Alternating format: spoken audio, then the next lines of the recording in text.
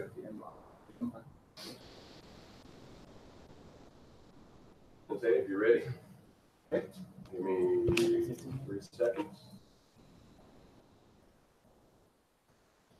So welcome to Sunday, December 6th. January. I'm sorry, Sunday, January 6th. 6th. Going so fast. Yes. Work. At Atlanta Soul Zen Center, this is our first Sunday of the month. We have our guest speaker, Shinjin Osan, Mike Golden. And what's your Dharma name again? Deep Mountain. Deep Mountain. And he will be speaking on Losing it in translation. Losing it in translation.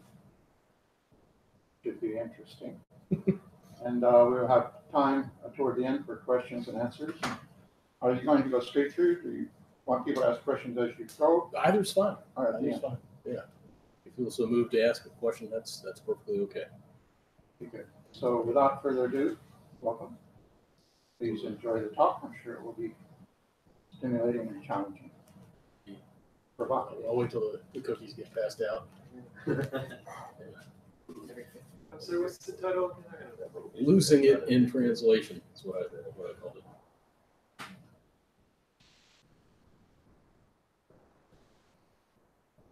Loaded title. What's that? It's a loaded title. Loaded it exactly. Oh, wait on me. Go ahead. What's that? Go ahead. I just wait for Well, it. let's do the chant. The chant, the Dharma opening verse is in the book, the white book if you need it. Or else can you hand out some books? Those who need the book. And the Dharma closing verse is also in there. It's the 4 days. Raise your hand if you need a book. 3, 4, 5.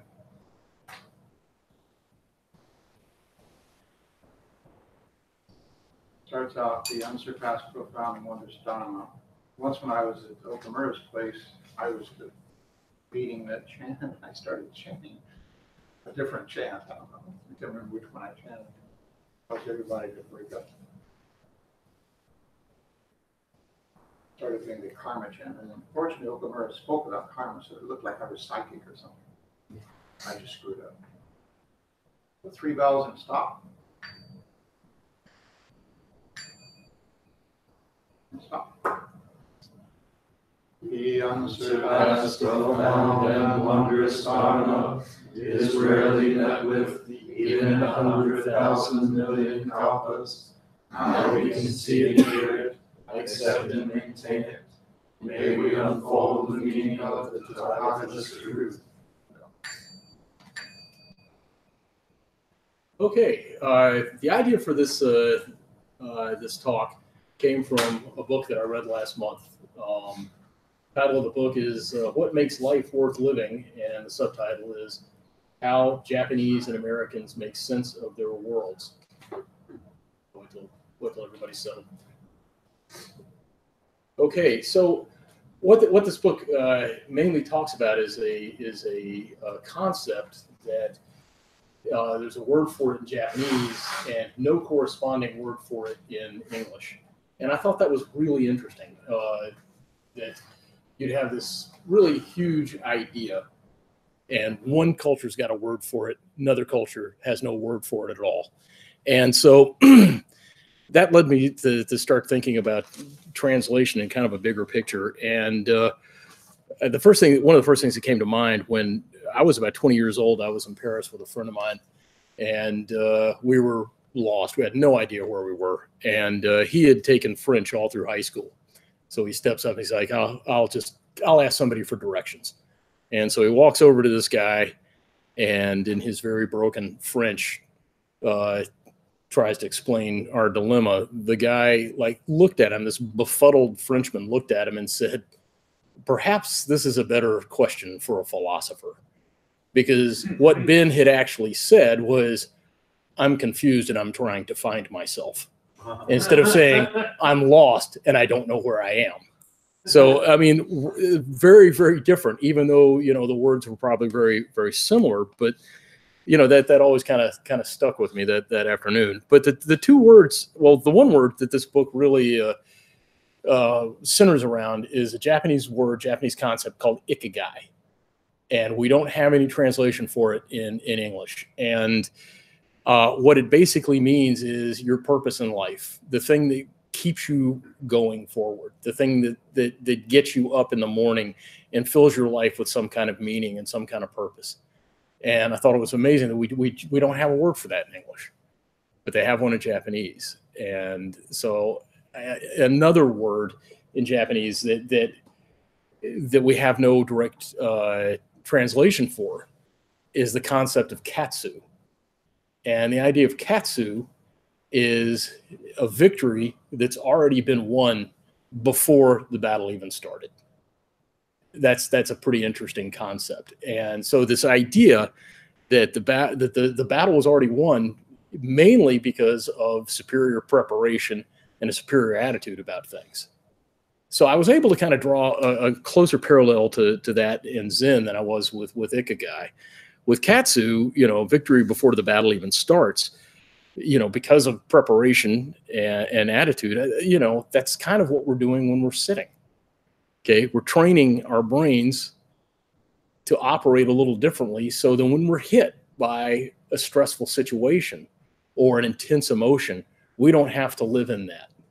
You can get angry. You don't have to be angry. Okay, so I think sitting prepares us for a certain kind of katsu with the stressful situations in our lives. So thinking about that a little farther, going back to the original lectures by the Buddha had to speak to people in terms that they could understand. Okay, so when we try to approach what he taught as English speaking Americans, there's probably a lot that really gets lost there, because he was speaking to Hindus and Jains and using terminology, symbols, things like that they could really understand. So I think that when we approach Buddhism, we're up against concepts like ikigai and katsu that might be really difficult to penetrate. And some of these may even be totally lost, through history. And then you kind of extrapolate from there the difficulty Bodhidharma must have had going from Nepal to China to teach the Dharma to a bunch of Chinese people that were totally unfamiliar with these ideas. And so, he comes from this other culture. There, some historians even think that Bodhidharma was actually Persian. So you've potentially got a Persian guy talking about Indian ideas to Chinese people. But you kind of look at it. You look at it this way: what was the first thing that Bodhidharma did when he got to China? To a cave. He went into a cave and sat. He didn't lecture. He set an example. That's kind of interesting. Okay, and then we've got another extrapolation when Buddhism, as Bodhidharma taught it in China, and as it was influenced by Taoism, once again takes another cultural leap to Korea and Japan. Okay, so now we've got Indian teachings by a Persian guy taught in Chinese to Japanese and Koreans. Okay, so that's kind of interesting. A lot of chance for things to kind of go awry. Think about when Coca-Cola was first introduced into China. It was a huge flop, this huge marketing flop, and they couldn't understand why until finally somebody told them that Coca-Cola in Mandarin means bite a wax tadpole. Who's going to go into a store, see a can titled bite a wax tadpole and want to buy it? Probably not anybody. What was the first word? Bite a wax tadpole. Yeah. So that's really interesting. And I think, as we go through the literature, the Buddhist literature, we see this kind of thing all the time. I mean, one of my favorites is the Precious Mirror Samadhi, where, you get to this point, the guy's explaining a lot of things about Buddhism, but then he says, the wooden man starts singing and the stone woman gets up to dance. So you're reading this, you're thinking, okay, well, that's where the mescaline kicked in when this guy was writing this stuff. Okay, so, but, that had to have had some kind of meaning to his audience. And we can look at it throughout a lot of spiritual literature. Reading the Book of Revelations, which seems like some crazy guy's fever dream, but if you'd lived in the second and third century in the Mediterranean culture, you would have known what all those references meant. He was talking about the Roman Empire, but it's kind of, as we read it now, 2,000 years later, it's all very confusing stuff. In a similar way, if you listen to the Delta blues, if you had lived in Mississippi in the 20s and 30s, you would have known what a phrase like riding the blinds meant. Very, very few people hop freight trains anymore. So, that's not terminology we use. So in some ways it kind of makes perfect sense. But back to biting a wax tadpole. In some ways, in Zen, that's exactly what we're doing. That's exactly what we've been asked to do, is bite a wax tadpole. Okay, because face it, sitting's not very comfortable for very long. And after you sit the longer you sit, the more uncomfortable, ugly truths about yourself you're going to uncover. Nobody really wants to go through that. So, in effect, all of this language, from culture to culture to culture, we are in effect being asked to bite a wax tadpole. And maybe stone women dancing and wooden men singing are a similar kind of idea. And this kind of leads to a bigger question. Okay, because just to repeat it again, we've got a Persian man teaching Indian ideas to a Chinese audience that's going to later take it to Japan. And then sometime in the late 1940s, he's going to bring it here to us. Okay. So what culture does this really belong to? Okay, I'll go around this room. There's no Japanese people here, but we've been using Japanese language. This room is obviously very, very influenced by Japanese aesthetics. And, the proper attire in this room is black. Does anybody know why black? Okay, well, all of the Buddhist monks were mendicant orders. They were mendicant orders. They had to beg for everything they owned. They didn't own very many clothes, so they couldn't wash them very often. So they dyed their clothes to match the local dirt. So that's why black. But if you were go to Vietnam, which is all alluvial silt, river silt, robes are yellow. Go to Thailand, they're yellow. You go up to Nepal, where there's a particular kind of granite. It matches the local granite. They're kind of a dark purple. Okay, so maybe somewhere down the road we'll be wearing robes that match red clay. I don't know. But this idea has come up here a couple of times. Is in Japanese. We've got a room full of non-Japanese people. All of us probably have a vocabulary of Japanese of about 5 to 10 words. Take a martial artist like Noah. He's got a smattering of Japanese just from studying the martial arts. But we posed this question, I remember a couple of years ago, and we had this guy, he was kind of a gruff New York Yankee type. And the question of is in Japanese came up, and he goes, I thought it was Italian, So, as individuals, we're bringing ourselves to it, but what's going to happen with it here in this culture? So, I think the ideals are going to transcend culture and language. An ethical life is an ethical life, regardless of where you do it. Okay, I think there's different ideas of what an ethical life may mean. But ethical is ethical. Non-ethical is non-ethical. But really great example of that. How many of you guys have read the Odyssey? What's the first thing Odysseus does when he leaves Troy? Raids some innocent town for supplies. And the whole Odyssey, we're being told what a moral, ethical guy Odysseus is. That always just kind of went sideways with me. But taking cultural differences into account, I think the ideals here are going to be solid. They're going to transcend these cultures. They're going to transcend language. And then when you get to the mystical experience, the religious experience, I think what we're calling enlightenment, maybe enlightened with a small e as opposed to enlightened with a capital E, that is going to completely transcend language. I mean, anybody trying to explain what they've been through with a mystical experience, they sound insane, and I think that's why it's typically done in very symbolic language, because otherwise it doesn't make any sense whatsoever. Because the word you used, insane. What's that? The word you used was insane. They sound insane. They sound insane. And one definition of insanity is that nobody agrees with you. And if you think of what language is, it's all agreement. We agree to call this red. We agree to call this a dog. We agree. It has nothing to do with the reality. And so that you're putting those two together, I think, is very interesting. That you sound insane if you try to use language to describe something that we don't have any terms for, right? Because all of language are terms that we have simply agreed to. Yeah, that's a really good point. And nobody's going to agree with what you're saying because there are no words for it.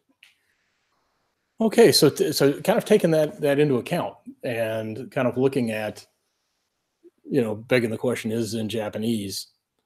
One of the interesting things about this book is they went to a couple of different age groups and genders, and they would interview a Japanese person and interview an American person on what their concept of ikigai was, what their concept of was, what do you do that gives your life meaning?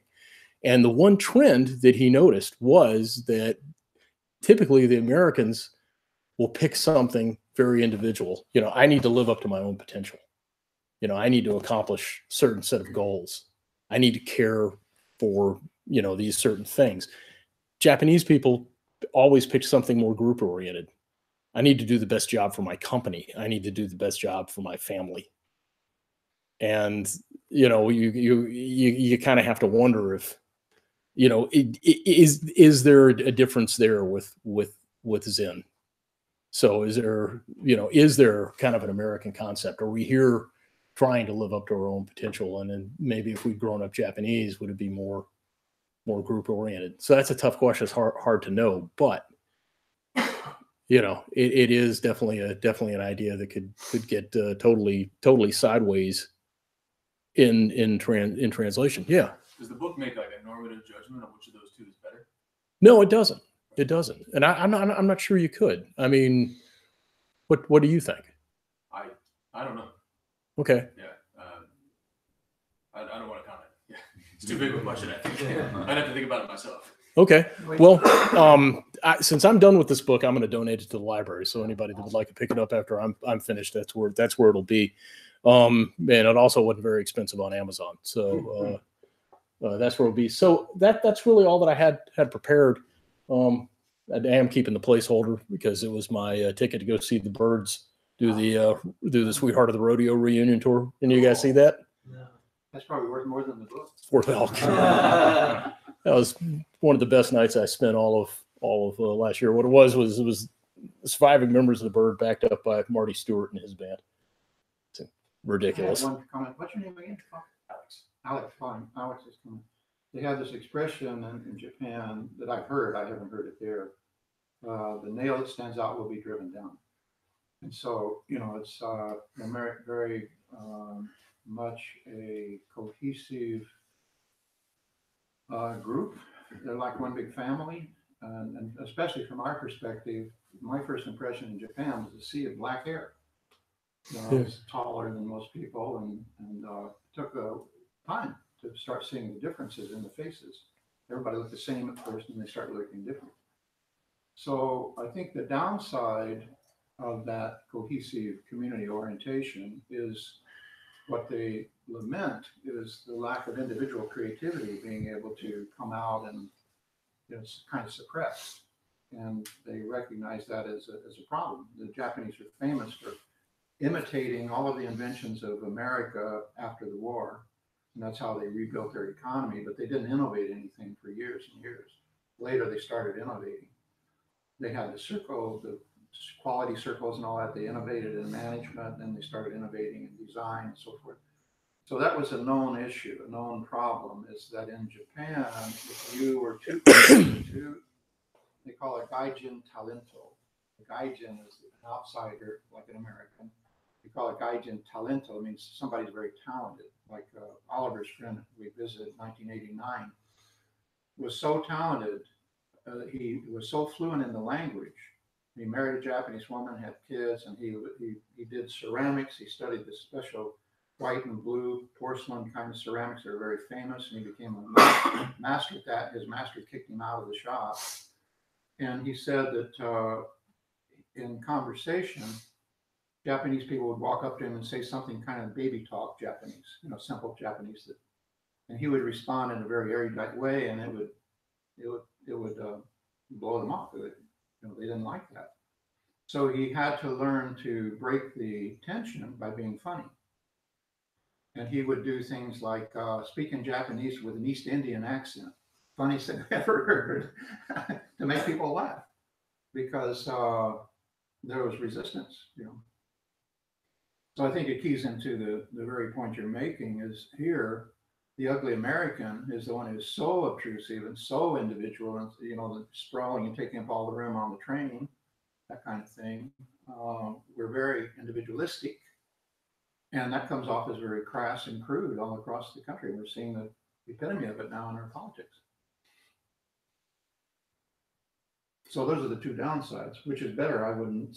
If either one going to an extreme is not very good. Yeah.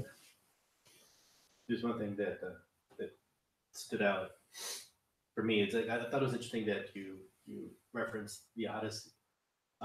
It reminded me. Oh, I was paying attention, but the mind works.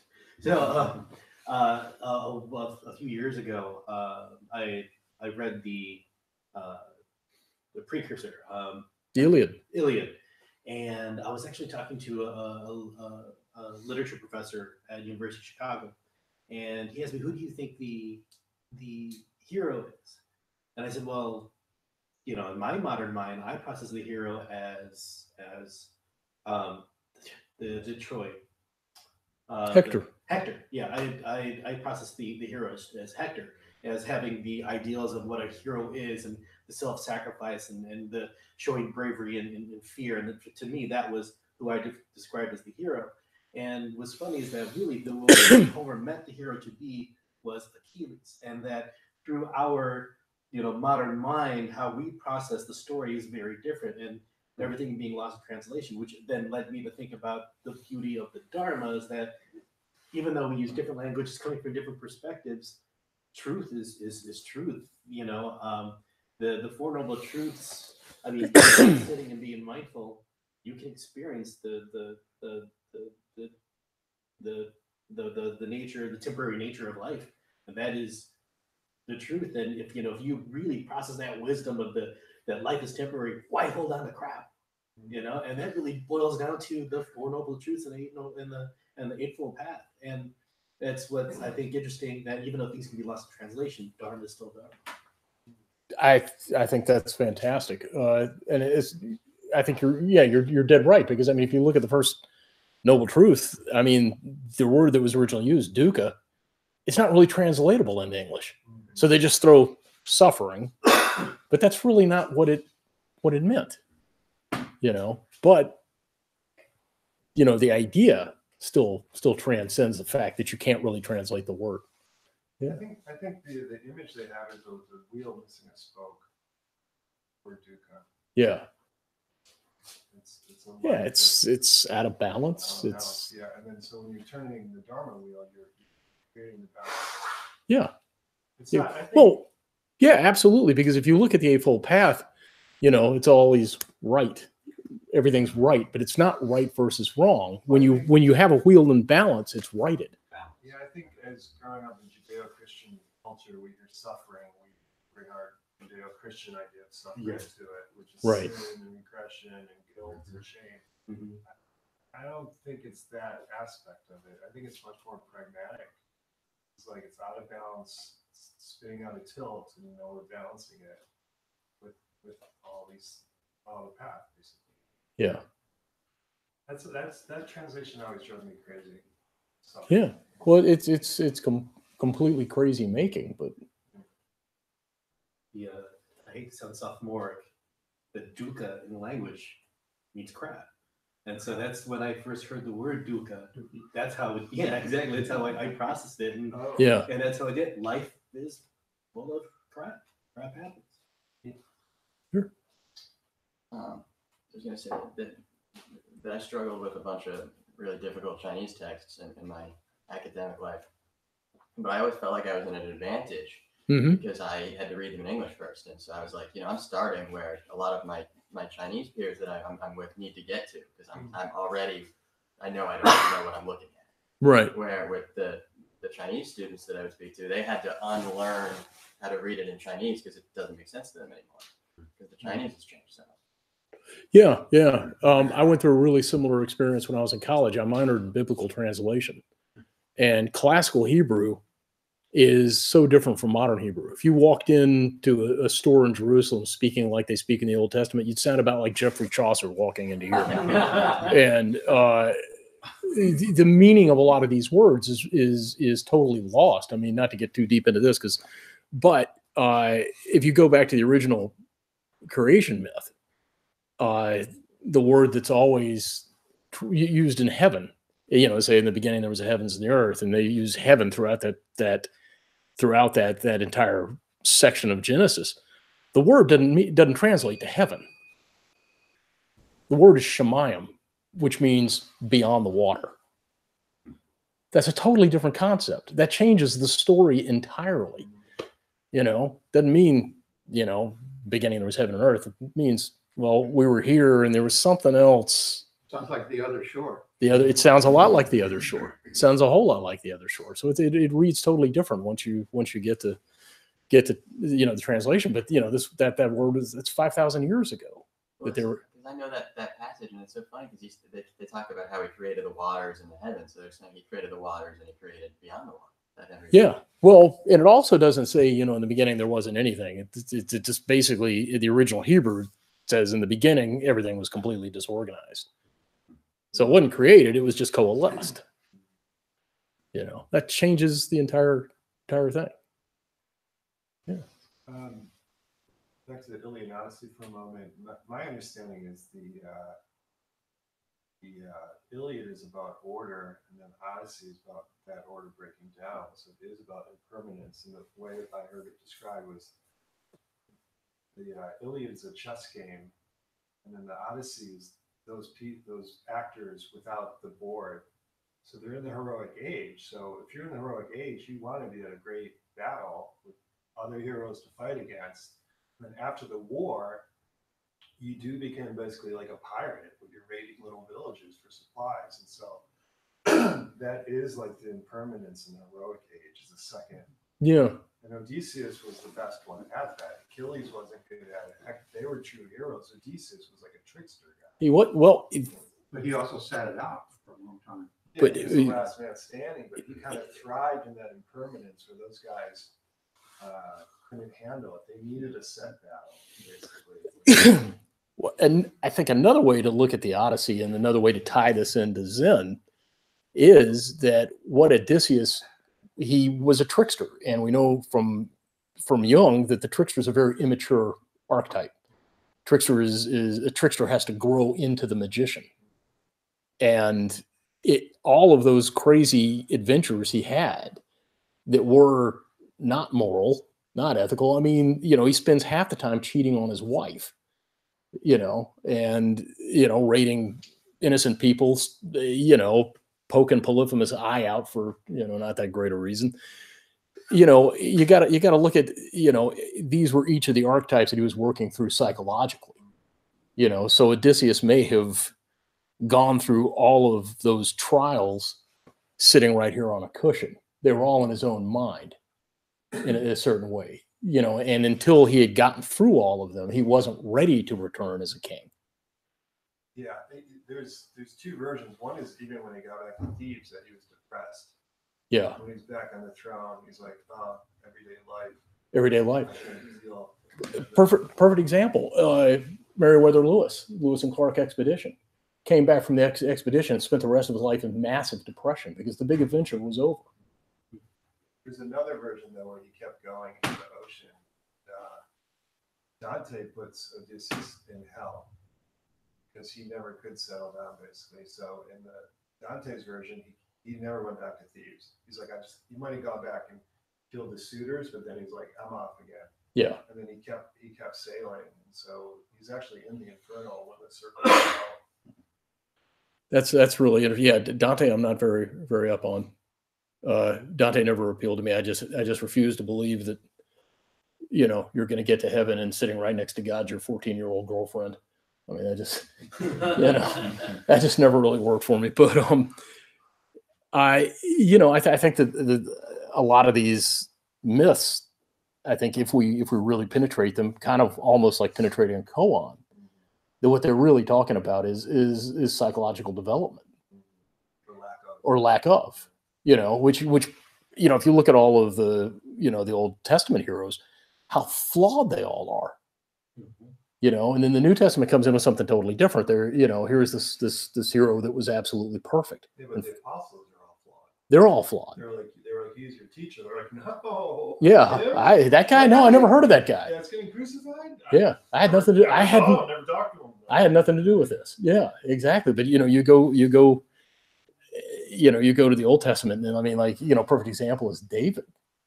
I mean, the guy obviously had several personality disorders. He's a narcissist. He was a paranoid, you know, but still, this is like one of the great heroes of that tradition.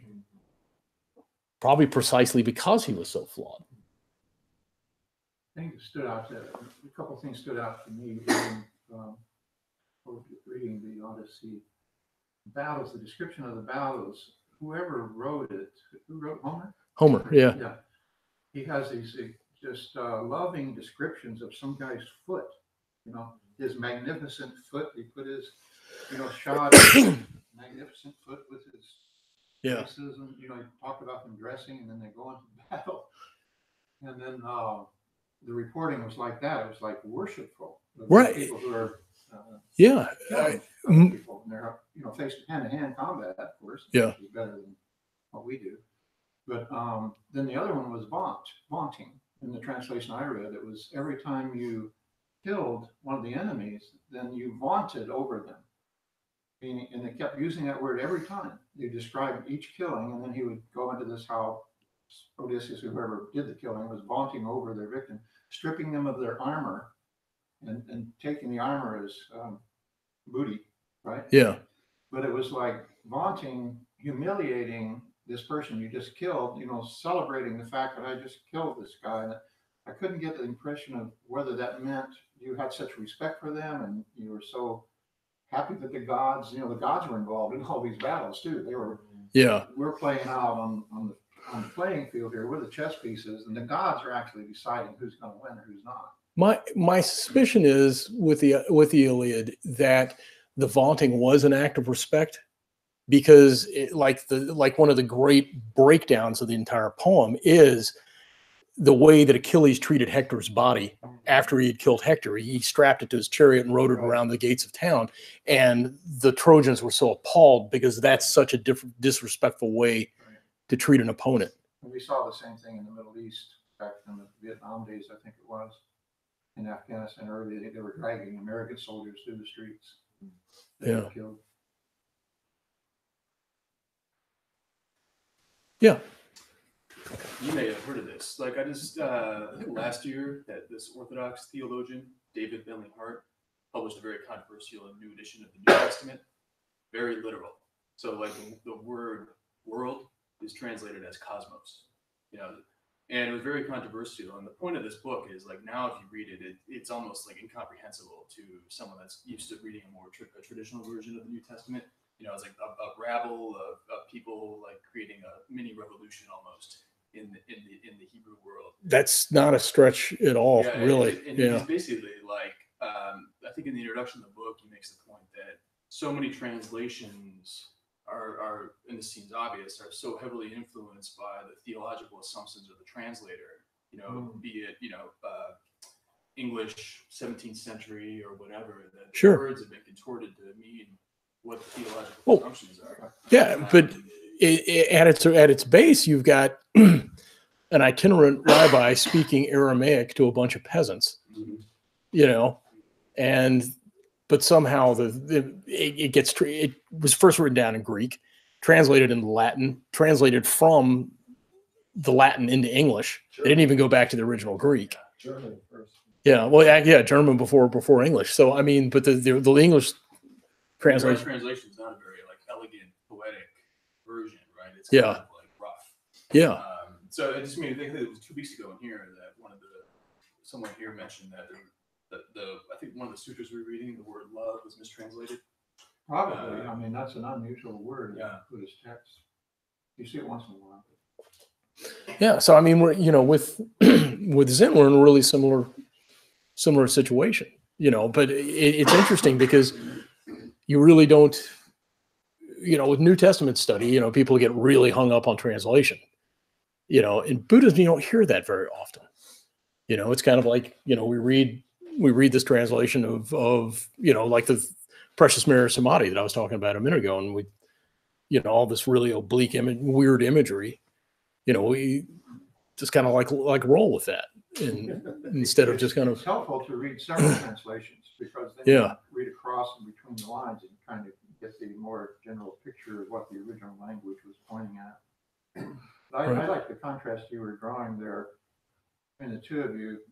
That occurred in my mind. Look at the difference in the way Jesus recruited his disciples. The difference between the way Buddha recruited his. Buddha came from the warrior class. It wasn't Brahmin. It wasn't the top of the caste system, but it was second level.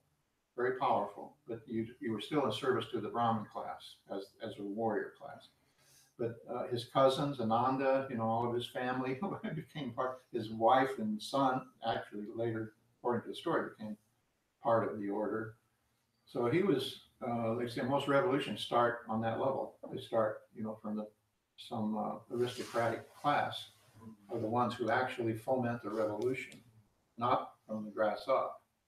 But in the case of Jesus, from what we understand of the culture at the time, it's a rabble. It was a rabble, a fisherman or this or that, right? Yeah. I don't think we see any ruling people in that group. Well, there might be an exception. They said he was from the House of David. I don't know if they shoehorned that backwards. They probably shoehorned that backwards because one weird thing happens with the genealogy. When they listed his genealogy, it's the only genealogy in either the New or Old Testament that includes women. So it's the implication is they were making a real stretch to connect him to David. There was also when Herod was killing the babies.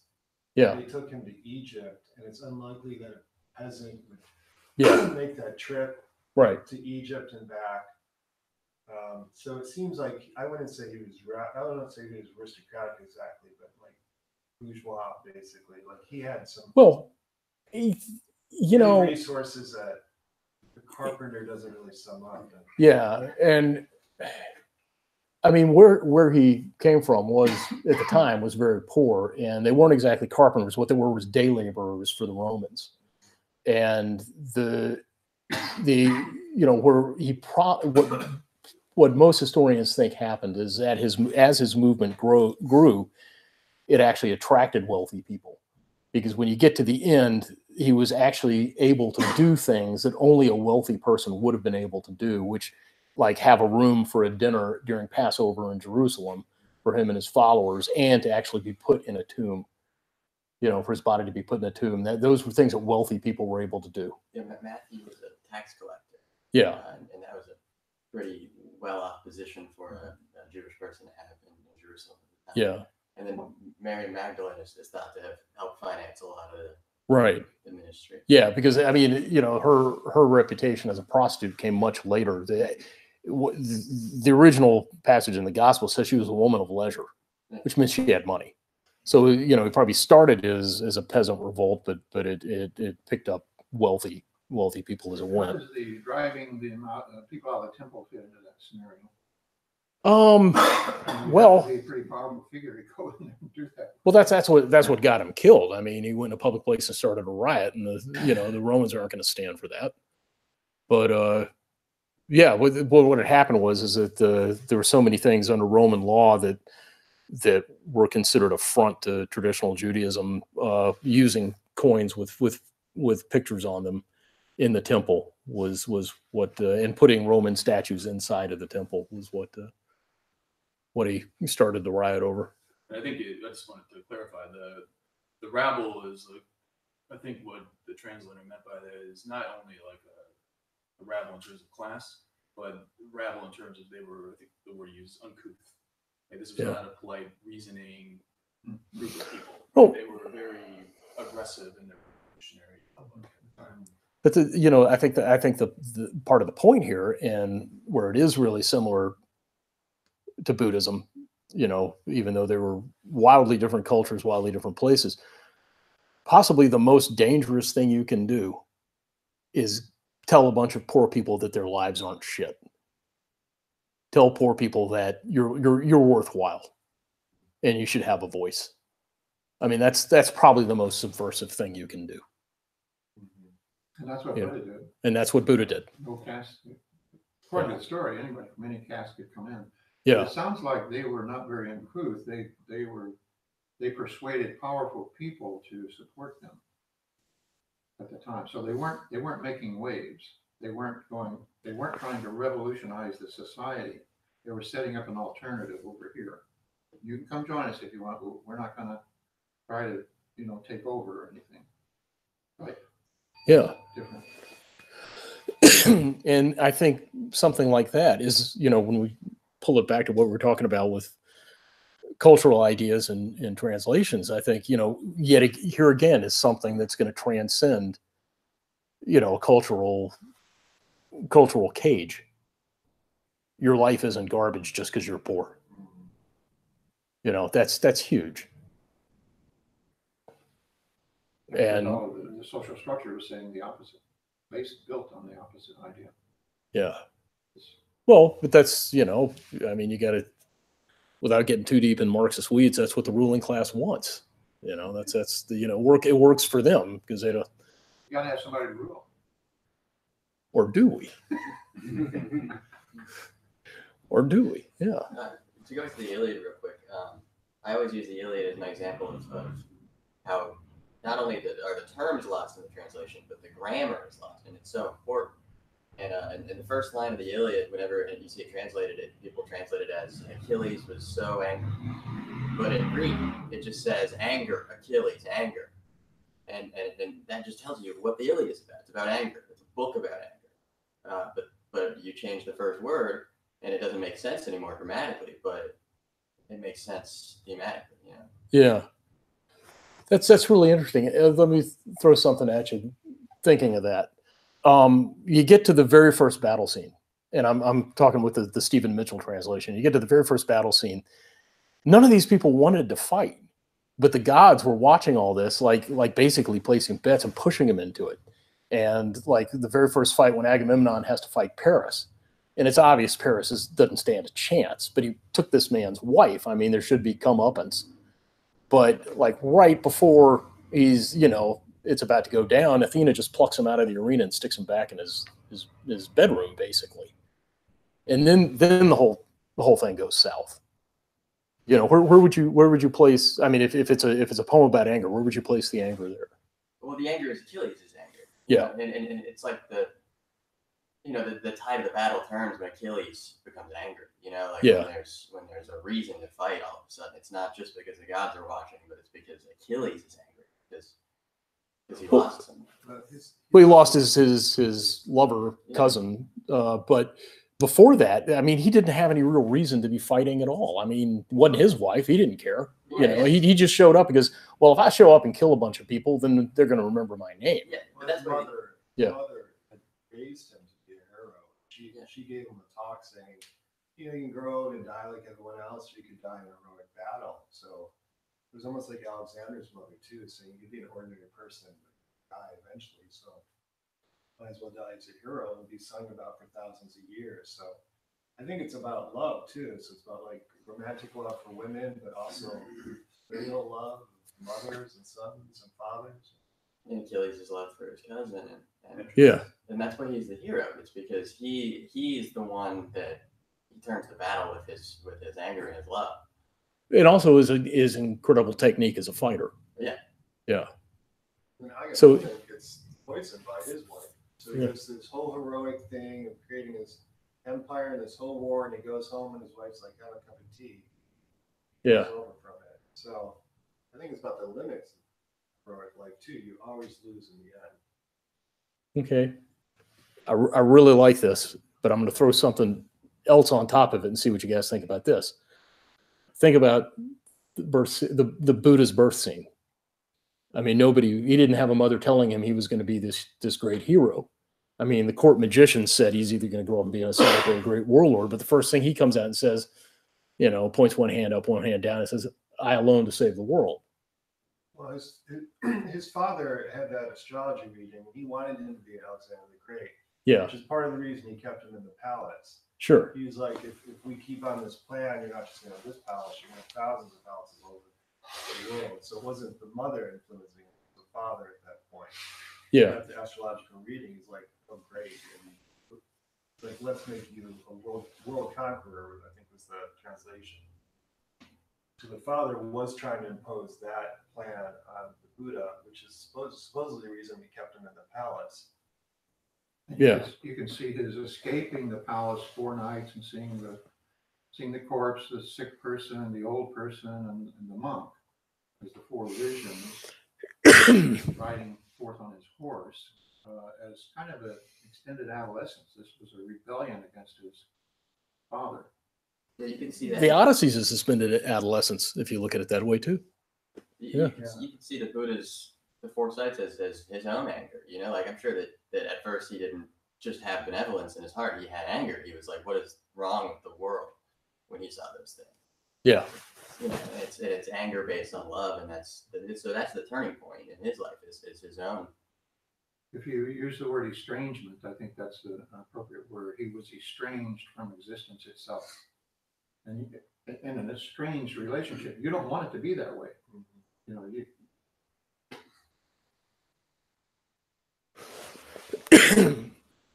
And kind of pulling. Another thing, the teachings of homeless keto, I think we read that at one point in book club. Kodo. He says, that's not actually true. He says the Buddha's family was deposed from power, and that's when the Buddha went on this path, which no one knows for sure, but I think that's an interesting, like, less dramatic take, less melodramatic take on all this. It's like, you're out of power. What else are you going to do but go live in the woods? Yeah. It's also being in the warrior class, you're subservient to the Brahmin. So if they want you to go to war, you have to go to war. So kind of an interesting thing. I mean, one way to pull all this into one place, may not all be together, but we're going to put it in one place. I mean, all of these things we're talking about, rage, estrangement, all of these things, the result of suffering, the result of dukkha, they're all living in a specific part of our brain. They're all living in the amygdala. And one of the things that they have shown when you sit is the amygdala starts to shrink. More energy goes into your prefrontal cortex. So when we're talking about some of these mythic stories, as they go from culture to culture, as we deal with the translation, one of the things they all are is they're stories of maturation, and we go through the same thing when we sit. It's a maturation process. The amygdala gets smaller, the prefrontal cortex gets bigger and better integrated into the rest of the brain.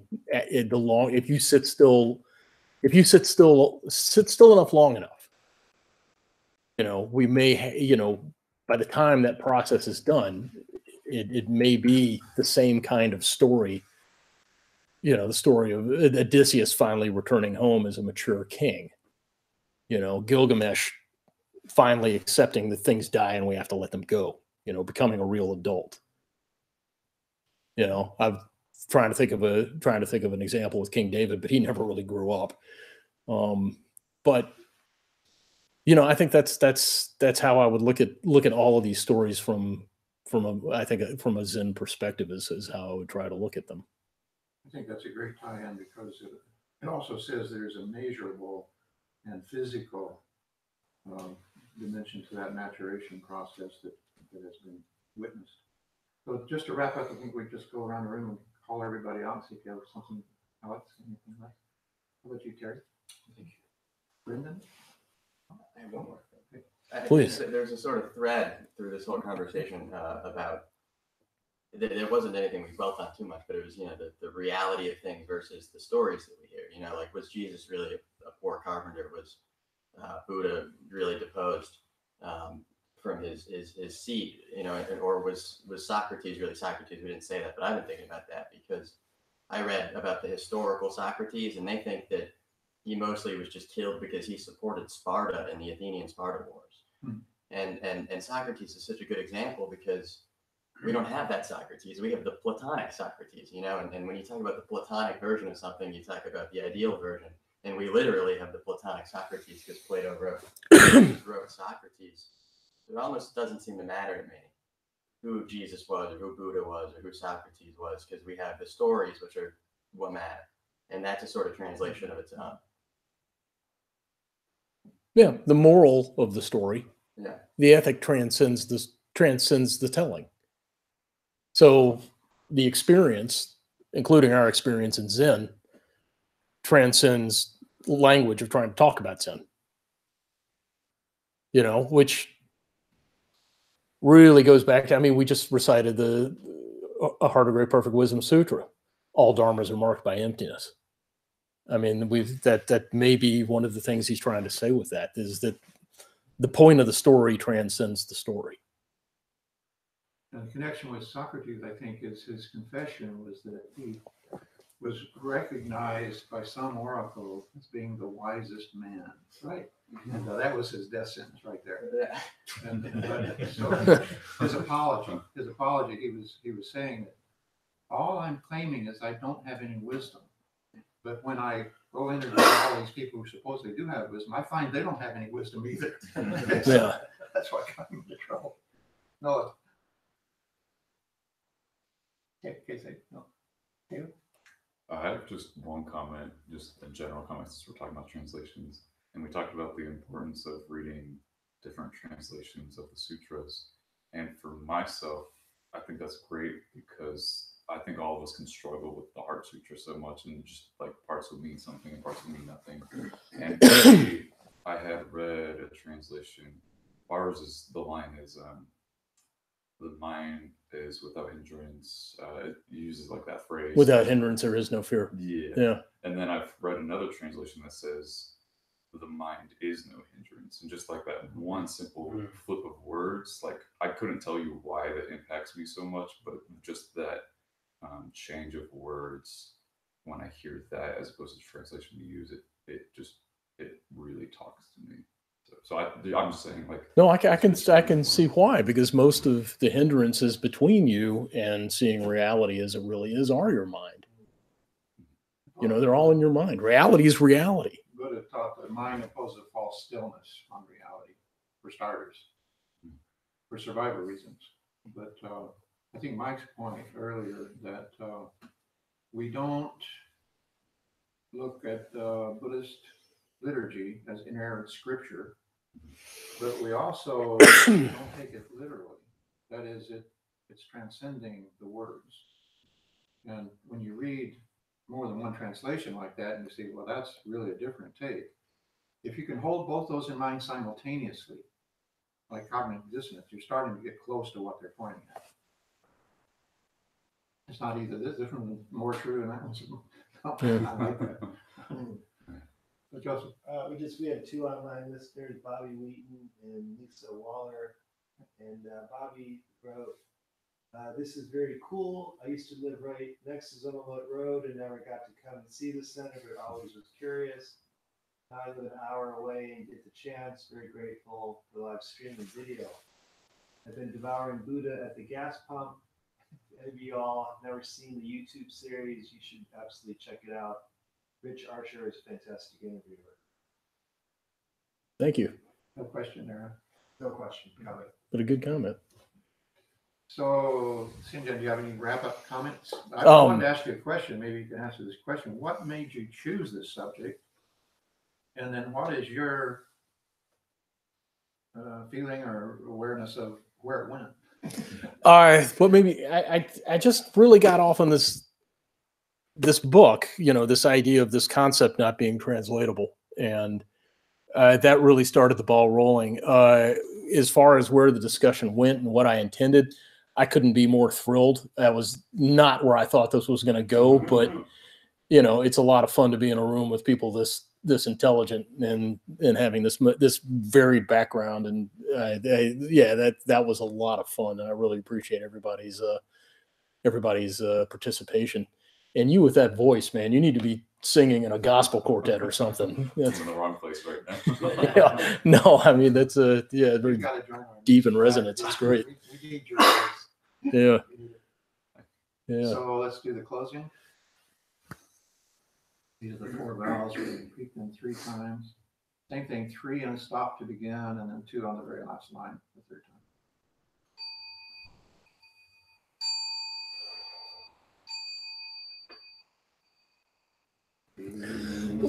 Numberless, I vow to free them. Delusions are inexhaustible. I vow to end them.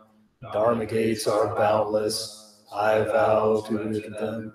The Buddha way is unsurpassable. I vow to realize it. Beings are endless. I vow to free them. Delusions are inexhaustible. I vow to end them. Dharma gates are boundless. I vow to enter them. The Buddha way is unsurpassable. I vow to realize it. Beings are numberless. I vow to free them. Delusions are inexhaustible. To enter them. Dharma gates are boundless. I vow to enter them. The Buddha way is unsurpassable. I vow to realize it. I want to put in one more plug for Thursday night. We also are looking for interviewees, and if you know anybody in town that you would like to hear interviewed, it would be in the context of interviewing anybody from any background, but we would keep bringing it around to Zen positions. And we wanted to include you in that as well. If you come as a group one night, we would